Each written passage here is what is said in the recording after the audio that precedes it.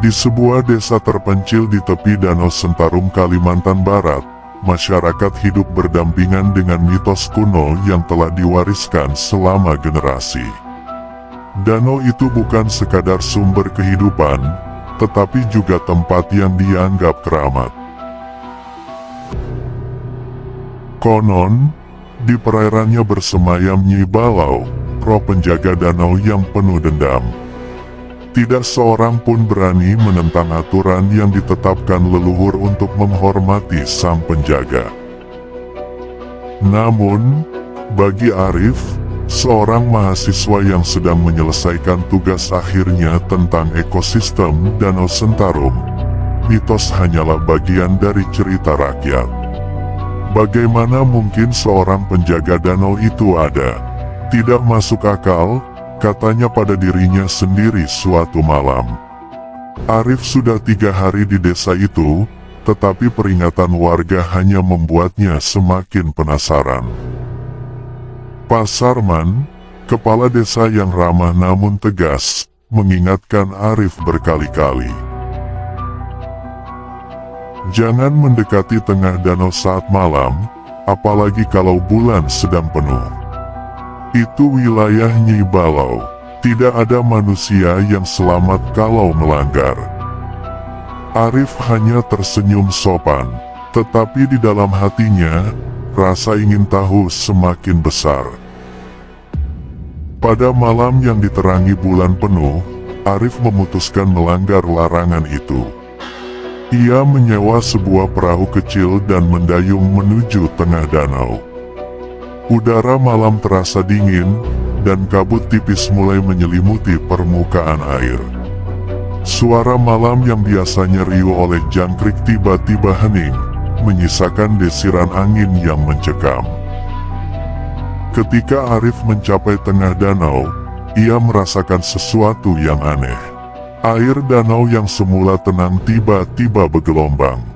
Dari kejauhan, terdengar suara nyanyian lembut yang mendayu-dayu.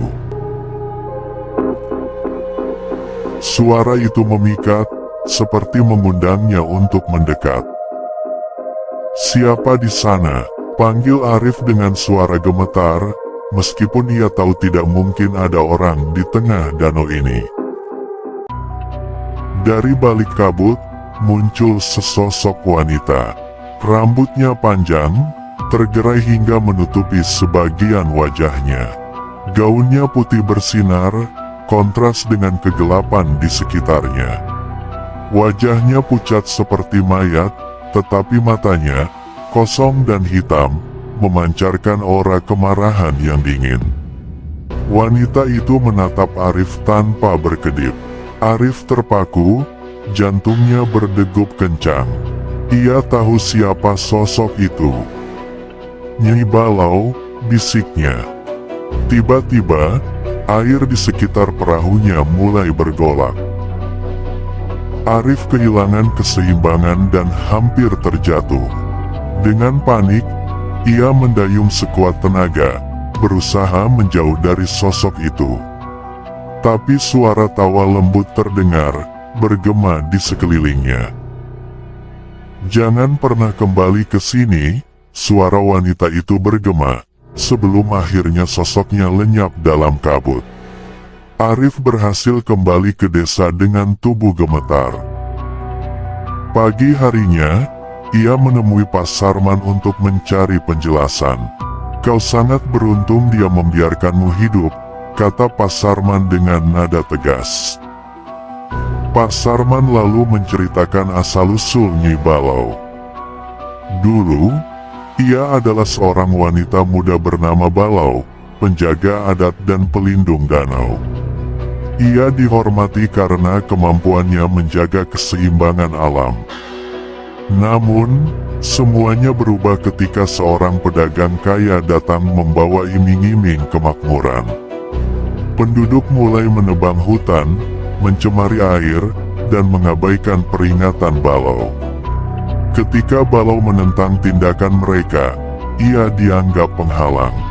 Penduduk yang tamak menenggelamkan Balau ke tengah danau sebagai tumbal, berharap tindakan itu mendatangkan keberuntungan. Namun, roh Balau yang marah kembali sebagai penjaga yang tidak mengenal ampun. Dia bukan hanya penjaga danau, tapi juga pengingat bahwa alam tidak bisa ditaklukkan tanpa konsekuensi, kata Pak Sarman. Meskipun merasa takut, Arif juga merasa penasaran. Sebagai ilmuwan muda, ia ingin memahami lebih dalam misteri di balik kisah itu.